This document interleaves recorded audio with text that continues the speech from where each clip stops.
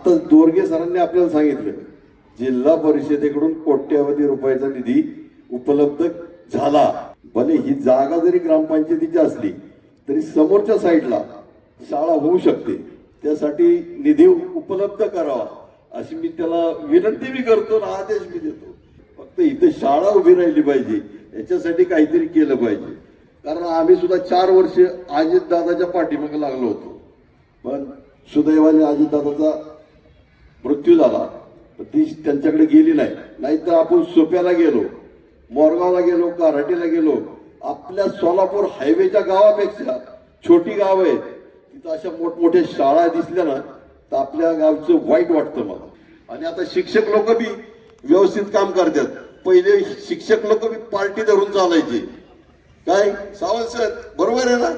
तसं पार्टी धरून न चालता जिल्हा परिषद सदस्य समजा राहुल दादाचा असेल किंवा दिलीप यादव रमेश आप्पाचा असेल, हाय म्हणजे आहेच, त्यात काय वाद नाही. तर हा भेदभाव तिकडे रोडवर ठेवायचा. इथं आल्यानंतर असं केलं पाहिजे. तर आवीला माझं सांगणं आहे, जिल्हा परिषदून जास्तीत जास्त निधी आणून समोरची साईड ती झाली की ही साईड 2-3 मजले झाली तर इथे शाळेला दुसरीकडे जागा आपल्याला उपलब्ध नाहीये. बाकीच्या गावातला गायरा नाही तिथं, त्यामुळे मोठमोठे शाळा आहेत हे बी आपण मान्य करू. पण आपलं सोलापूर हायवेवर गाव आहे, अशी टोलेजंग शाळा झाली पाहिजे आहे या ठिकाणी.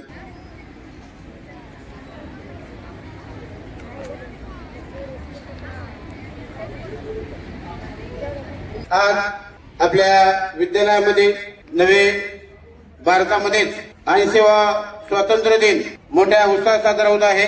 जिल्हा परिषद शाळा क्रमांक 1, शाळा क्रमांक 2 आणि विद्या विकास मंदिर हायस्कूल या तिन्ही शाळेच्या वतीनं आपल्या आजच्या कार्यक्रमाचे अध्यक्ष, आपल्या संस्थेचे अध्यक्ष आदरणीय पंडित भाऊ दोरगे आणि संस्थेचे सर्वच पदाधिकारी, त्याचबरोबर गावातील सरपंच, त्याचबरोबर जिल्हा परिषदेचे अविनाश कुदळे, पंचायत समितीचे केंद्र प्रमुख, 1 नंबर आणि 2 नंबर शाळेचे मुख्याध्यापक, वंचित बहुजन आघाडीचे प्रवक्ते उत्तमराव गायकवाड आणि उपस्थित असणारे मान्यवर या ठिकाणी आजी माझे विद्यार्थी. विशेष उल्लेख करावास वाटतं या ठिकाणी आपल्या विद्यालयाचे नवनाथ यादव माजी सैनिक माळशिरस गावचे सुपुत्र मागच्याच महिन्यामध्ये सेवानिवृत्त झालेले आहेत. आज स्वातंत्र्य दिनात ती पण उपस्थित आहेत. या सर्वांचं विद्यालयाच्या वतीनं मी हार्दिक हार्दिक स्वागत करतो, अभिनंदन करतो आणि स्वातंत्र्य दिनाच्या शुभेच्छा देतो. आपल्या यवत आणि यवत परिसरामधील आजी माजी विद्यार्थी, सामाजिक, शैक्षणिक, सर्वच राजकीय सगळ्या क्षेत्रातील मान्यवर उपस्थित आहेत. आलेल्या सर्व मान्यवरांचं विद्यालयाच्या वतीनं परत एकदा आभार मानतो. त्याचबरोबर यावर्षी विद्यालयाचा निकाल, इयत्ता 12वीचा निकाल कॉमर्सचा 100% लागलेला आहे. आर्टचा निकाल 96%, 10वीचा पण या ठिकाणी 95-96%च्याच पुढे आहे. चालू वर्षी पण आम्ही ठरवलेला आहे 10वी आणि 12वी या दोन्ही वर्गाचा निकाल 100% लावण्याचा आमचा प्रयत्न चालू आहे. तशी आमची तयारी चालू आहे. या ठिकाणी पालकांना किंवा सर्वच मान्यवरांना विनंती करतो की या ठिकाणी जे जे आवश्यक आम्हाला लागेल, मग जिल्हा परिषद शाळा असेल, कारण इथे झडपी सदस्य पण आहेत, सरपंच आहेत, पंचायत समिती सदस्य आहेत आणि आपल्या संस्थेचे सर्व पदाधिकारी पण उपस्थित आहेत. त्यांना मी विनंती करेन, ज्या ज्या वेळेला आम्हाला अडचण वाटेल त्या वेळेला आम्हाला निश्चित त्यांनी मदत करावी, एवढंच प्रस्तावमध्ये सांगून या ठिकाणी थांबतो. धन्यवाद. जय संविधान, जय भारत, जय महाराष्ट्र.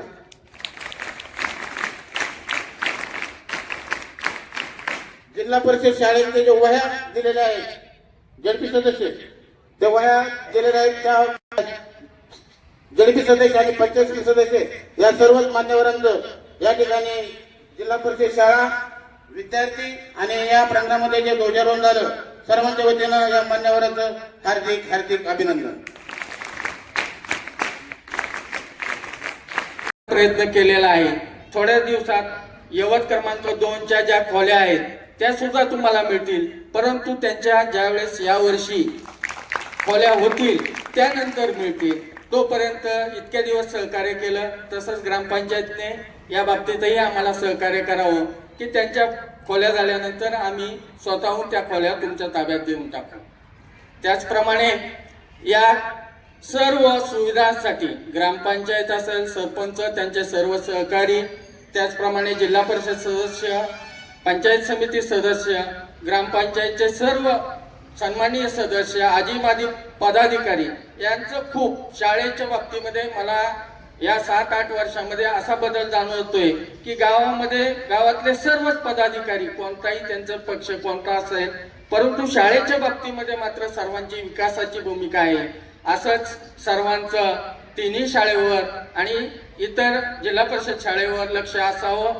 काही चुकलं आमच्याकडनं तर त्या बाबतीतही आपण मार्गदर्शन करावं अशी विनंती करतो आणि आपला सर्वांचा आभार व्यक्त करतो आणि थांबतो. जय हिंद, जय महाराष्ट्र.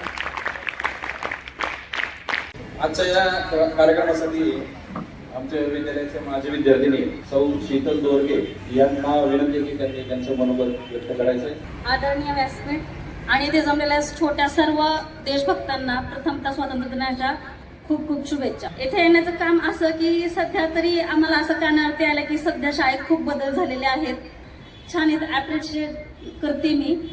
पण सध्या आपण जो आज कार्यक्रम करत आहोत स्वातंत्र्य दिनाचा, यासाठी खूप लोकांनी बलिदान दिलेले आहेत. सगळं तुम्हाला माहिती आहे, तुम्ही त्याच्यात शिकलेलं आहे. पण ते स्वातंत्र्य अबाधित राहण्याचं जे काम आहे ते तुमच्या हातात. तुम्ही काय करणार, तुम्ही प्रामाणिकपणे अभ्यास करणार आहात की नाही, किंवा समाजात तुम्ही कसे वागणार आहात, हे सगळं तुमच्या हातात आहे. ते स्वातंत्र्य अबाधित ठेवणे हे तुमच्या हातात असलं तरी तुम्ही आता शाळेतनं बाहेर गेल्यानंतर कसं वागायचं हे शिक्षकांच्या हातात नाहीये. त्याच्यामुळे तुम्ही स्वातंत्र्य म्हणजे स्वैराचार ह्याचा अजिबात असं नाही का अर्थ लावू नका. बाहेर जा, दुसऱ्यांच्या स्वातंत्र्याला पण तुम्ही बाधा न करता तुम्ही वागलं पाहिजे. गेटवर न थांबता म्हणजे नाही का टार्गेटपणा न करता तुम्ही वागणं हे पण एक स्वातंत्र्याचा भागच आहे. प्रत्येकाला म्हणजे शाळेत सेल्फ डिफेन्ससाठी नाही का प्रत्येकाने नाही का थोडंसं हालचाल तर केलीच पाहिजे. तर तुम्ही सगळ्यांनी त्याचं नाही का थोडंसं स्वीकार करा आणि एक थोडासा वेळ त्यासाठी द्या, कारण आता काळाची गरज आहे. सेल्फ डिफेन्स ही काळाची गरज आहे. स्वतःला स्वतःचं संरक्षण करता आलं पाहिजे. आणि सावंत सरांबद्दल सांगायचं मला असं माझ्या मुलांकडनं कळलं, शाळेत खूप बदल झालेत, छान बदल झालेत, नवीन बदल झालेत. आणि त्यासाठी मी सरांचं एकदा खूप छान अभिनंदन करते की जाऊ दे, आमच्या काळात नाही झाले पण आता तरी बदल झाले. खूप ॲप्रिशिएट करते मी आणि खूप छान अभिनंदन त्यांचं. एवढं बोलून माझे 2 शब्द संपवते आणि धन्यवाद. सन्माननीय व्यासपीठ, विद्यार्थी वर्ग, शिक्षक वर्ग, पत्रकार बंधू आणि भगिनी, आज 80वा स्वातंत्र्य दिन साजरा होत असताना खऱ्या अर्थानं ज्या हुतात्म्यांनी आपला देश स्वतंत्र व्हावा यासाठी बलिदान दिलेलं आहे त्यांनाही खऱ्या अर्थानं आदरांजली अर्पण करतो. खरं तर आत्ताच सरांनी उल्लेख केला आणि आमच्या शीतलताईंनी बी उल्लेख केला की पहिल्यापेक्षा शाळेची प्रगती खरंच सर छान आहे. बॉडीचं बी अभिनंदन करतो ना, बॉडी बी सक्रिय बॉडी आहे, बॉडीचं अभिनंदन करतो. आणि आम्ही सरांनी बघितलं 5 वर्षामध्ये काम करत असताना कुठलेही राजकीय मतभेद बघून केव्हा काम केलं नाही. आम्ही शाळेच्या आतमध्ये येताना आमचे राजकीय जोडे बाहेर काढतो आणि शाळेमध्ये येतो. आणि हे प्रत्येकाने जर जपलं तर शाळेचा आणि गावाचा विकास व्हायला सुद्धा वेळ लागणार नाही. परंतु थोडे मतभेद असतात, परंतु ते मतभेद आपण मुलांच्या भवितव्यासाठी थोडे बाजूला ठेवले पाहिजेत. हे माझं प्रामाणिक मत आहे. कारण मुलांचं भवितव्य आणि भविष्य हीच उद्याचा उज्ज्वल भारत घडवणार आहे. या शाळेच्या प्रगतीसाठी आमचे सरपंच समीर नाना असतील, कुठल्याही बाबतीत मला वाटतं सर तुम्ही काम सांगितले नाही म्हटलं असं नाहीच. कारण नवीन नेतृत्वात काम करण्याची वेगळी धमक असते. आता आमचं थोडं वय झालं, आमच्यात फरक आहे आणि नवीन नेतृत्वात फरक आहे. आता त्याच जोडीला नवीन आमचे जिल्हा परिषद सदस्य परत अविनाश कुदळे, अजून तर लग्न नाही झालं म्हणजे भरपूरच नवीन आहे. तर अतिशय तरुण आणि उमद नेतृत्व गावाला लाभलेलं आहे. आमच्या पटळकाई ताई छान असं येणाऱ्या कालावधीमध्ये आमच्या यवत गावासाठी किंवा आमच्या शाळेसाठी त्यांचं संपूर्ण योगदान राहील अशी सर्वांच्याच वतीने मी ग्वाही देतो. आणि मला वाटतं बदल म्हणजे मला वाटतं गद्रे सरांनी ड्रेस कोड आणला, छान दिसतो तो सुद्धा. त्याच्यामुळं काय बदल कसा असावा, एकदम अप टू डेट वाटतं सगळ्या गोष्टी. आणि आज विशेष म्हणजे पालकवर्ग सुद्धा भरपूर शाळेच्या कार्यक्रमासाठी उपस्थित आहे. सर्वांचंच व्यासपीठावरील सर्वांचंच अभिनंदन करतो. आणि माझे 2 शब्द थांबवतो. जय हिंद, जय भारत. आता त्या ठिकाणी बापूंचं मनोगत झालेलं आहे. धन्यवाद बापू. यानंतर दिलीप काका या ठिकाणी स्वतःचं मनोगत व्यक्त करत आहे. स्वातंत्र्य दिनाच्या सर्व ज्येष्ठ मंडळी, लहान मुलं सर्वांना हार्दिक हार्दिक शुभेच्छा. आत्ता दोरगे सरांनी आपल्याला सांगितलं जिल्हा परिषदेकडून कोट्यावधी रुपयाचा निधी उपलब्ध झाला. तसंच आता आपला आवी कुदळे म्हणजे माझ्या मित्राचा पोरगा आहे म्हणून त्याला आवी कुदळे म्हणतो मी. जिल्हा परिषद सदस्य आहे. त्यांनी त्याचे आता नवीनच चालू झालेले 5 वर्ष. या 5 वर्षामध्ये भले ही जागा जरी ग्रामपंचायतीची असली तरी समोरच्या साईडला शाळा होऊ शकते. त्यासाठी निधी उपलब्ध करावा अशी मी त्याला विनंती मी करतो आणि आदेश मी देतो. तर कोट्यावधी रुपये ज्यावेळेस जिल्हा परिषदेकडून आपल्या गावासाठी मिळतात त्याकरता आपल्या गावातले सरपंच, पंचायत समिती सदस्य, उपसरपंच, जिल्हा परिषद सदस्य ह्या लोकांनी तो निधी आणून आपल्या गावामध्ये त्याचं काहीतरी केलं पाहिजे. नाहीतर रस्ते मुरुम टाकणे, अमुक टाकणे तिथं होतच असतं. फक्त इथं शाळा उभी राहिली पाहिजे याच्यासाठी काहीतरी केलं पाहिजे. कारण आम्ही सुद्धा 4 वर्ष अजितदादाच्या पाठीमागे लागलो होतो.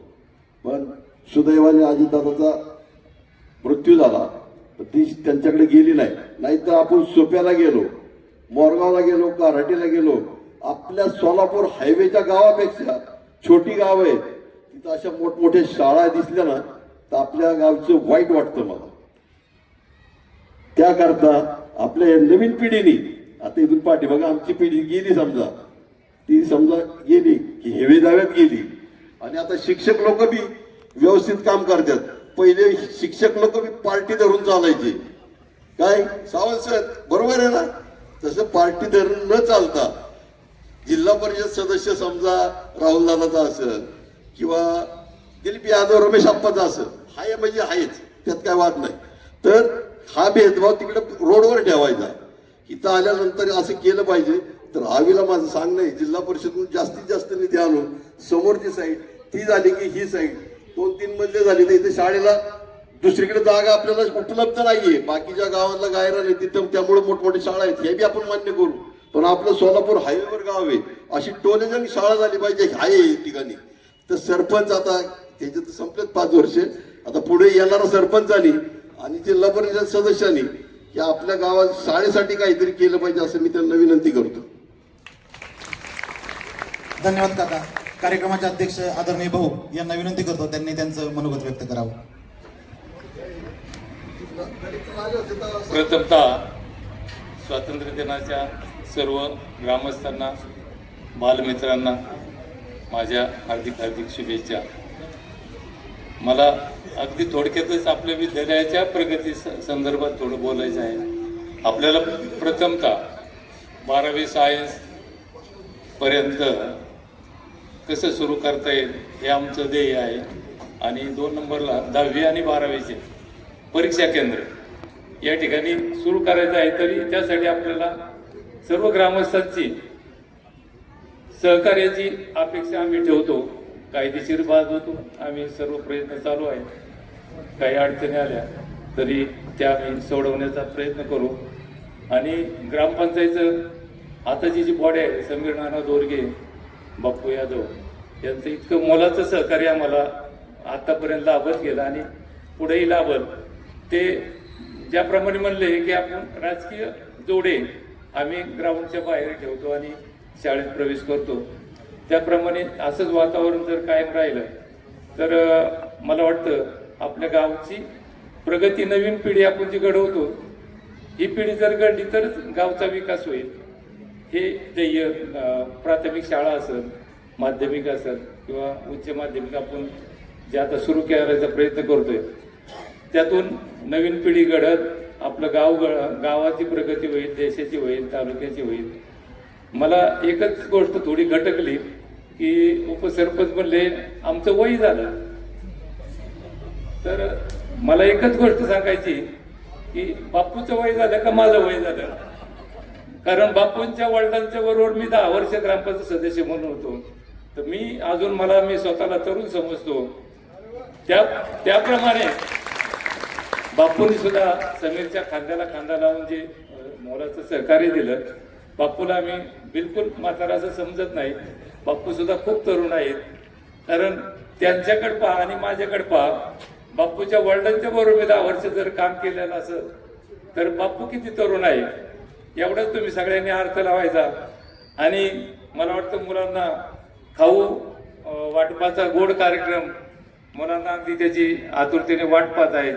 आणि इथून पुढे सुद्धा आता ज्याप्रमाणे आपल्या मुलांनी रिझल्टच्या बाबतीत जर हे ठेवलं, शिक्षकांना आणि मुलांनी जे जिद्द ठेवली, तर मला वाटतं 10वीचा 100% लागल, 12वीचे दोन्ही कॉमर्स आर्टचे सुद्धा 100% कसे निकाल लागतील हे आमचं उद्दिष्ट आहे.